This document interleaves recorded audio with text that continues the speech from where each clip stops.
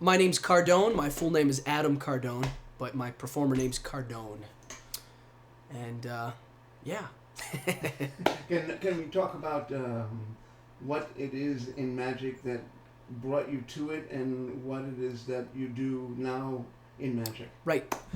So for me, at an early age, I had a liking to the strange and offbeat things. For instance, monster movies, ghost stories in books. So I would go to the library looking up books on Bigfoot, monsters, whatever spooky stuff I could get my hands on, partly because I had a granddad who used to talk about these things. Dracula, Frankenstein, Bela Lugosi, Boris Karloff, and unfortunately we didn't have YouTube or VCRs or anything to go see these films. You know, we heard the stories. The closest I could get to was in magazines like Famous Monsters or a book in the library. So it was me in the library digging for this stuff, and I found a book called Spooky Tricks. And this is 1973, I don't know, 76, 77. And the book was called Spooky Tricks, and it's a magic trick book for children to learn how to do tricks, but all on the spooky theme. And that book changed my life. That was the book of all books. And then I would check out books on magic, but I wasn't a magician yet. It was just like I was into it. I would read. I would do some tricks. And then maybe, I'm trying to think of how old I was. I don't know, maybe a few years later, I got a magic kit from the granddad, which is a very common magician store. They got a magic kit. It was too hard for me to learn how to do. I maybe, out of all of these tricks in the kit, there was one I could actually do. And it didn't matter. I would do it over and over and over again for anybody who would watch.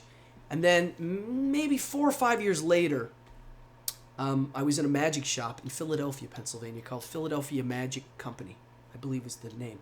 And this was a real magic shop. And I'll never forget this. The guy said to me, "Do you want to do tricks just for fun? Or do you want to do tricks to make money?" And I'm like, I don't know, 10 years old, like, wow, I want to make money. Like this is... And he set me on a different path. He literally said, this is what you need to do then. You need to find tricks that you can use in a context of like a living room show with kids at a birthday party, for instance. And so that really got my brain in that gear. And at the same time, I started doing theater stuff at school. And that wasn't a conscious decision to do theater and magic. It just all kind of became one.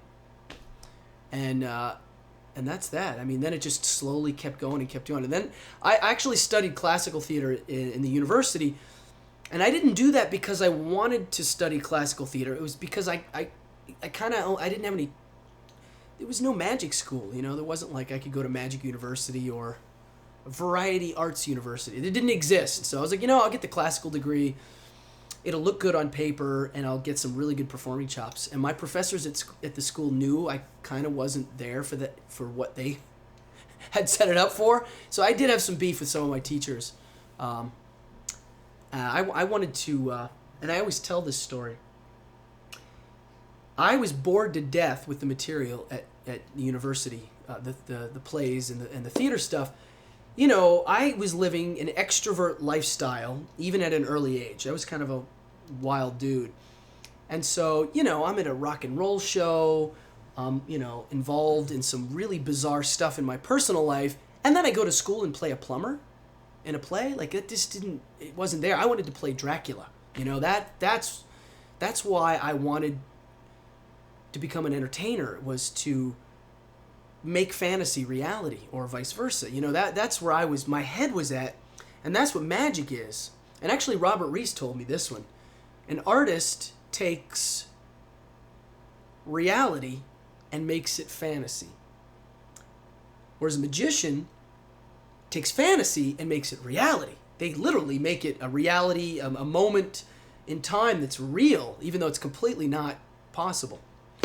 And in theater school, doing plays and stuff, that's what I wanted. I wanted to take it to that level, and it just was not an easy task. We did a project.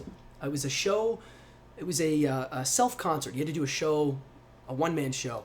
And I was trying to find a subject matter that I thought was interesting and the audience would. So I picked Bigfoot, you know. I thought, what a great subject, because anytime it's on the news, Bigfoot, everybody stops to listen. I don't care who you are. If the newscaster's like, there was a Bigfoot sighting, it's like, everybody listens. Even if you don't believe in it or not, you go there. And I was like, you know, this might be a really good subject matter for a one-man show. And I wrote the show, and some people liked it. Some of my professors thought it was stupid, but I didn't really care. I liked it. So for me, magic was the natural performance art form that attracted me. My whole life, never stopped. And then I got involved in the music business, and that's a whole nother interview. Like, I was touring in rock bands and stuff. But magic was always the home plate. That was where it started at an early age, and it always came back to that. It actually paid the bills, brought me joy, and enabled me to express myself in many, many ways. And so magic is the one. Being a magician, I'm asked all the time, what are my influences for doing what I do?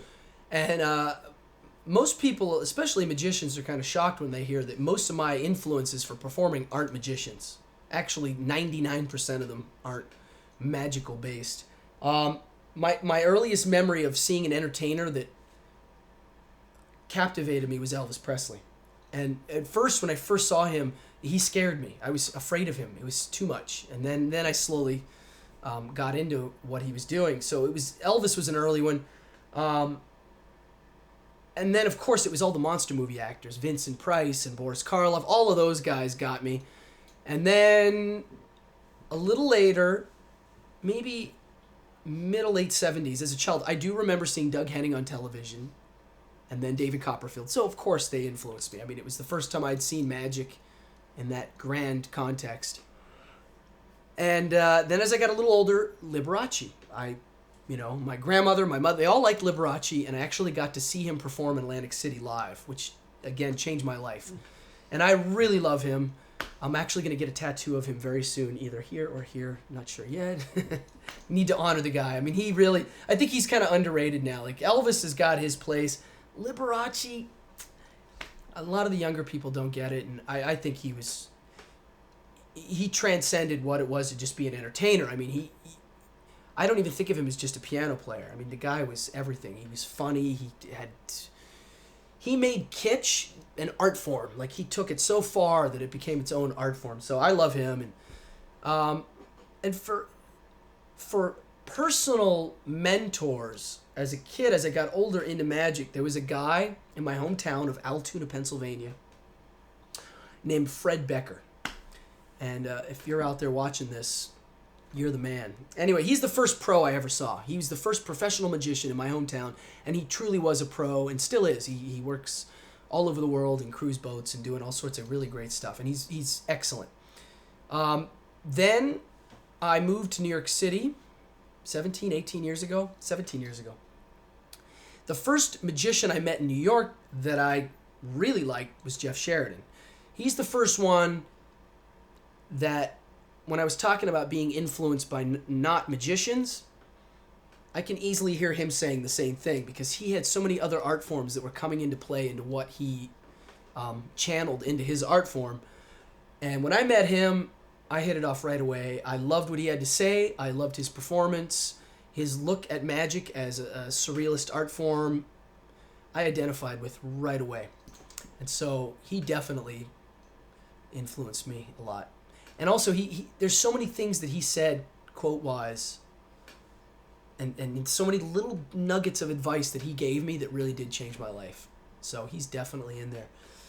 And of course, like I said, I don't get, most of my inspiration for creating new magic does not come from magicians, or it comes from weird, I'll see a monster movie, or, I get influences from so many different genres, and that's what makes me create new magic and stuff. Which leads me to the show I'm doing now. I've been working on the show that I'm doing now, and I always tell everybody, since I was 5. It's the book that I mentioned earlier called Spooky Tricks. I started coming up with this concept of a spooky magic show that incorporated all these different elements of ghosts and devils and knives and, scary things. And so all through my life, it's been in there, and I've been working on it and coming up with ideas. And maybe 6 years ago, I did the show. It's the first time I'd actually done it live. And it's a classic spook show, and most people don't know what that is, but a classic spook show was it's a little loose, but from like the 30s to like late 60s, basically. It went a little into the 70s. There were magicians doing spooky magic shows, and they would do it in front of a film. Like, you'd go to see a movie, and before the movie started, there was a magic show in the movie theater, spooky themed.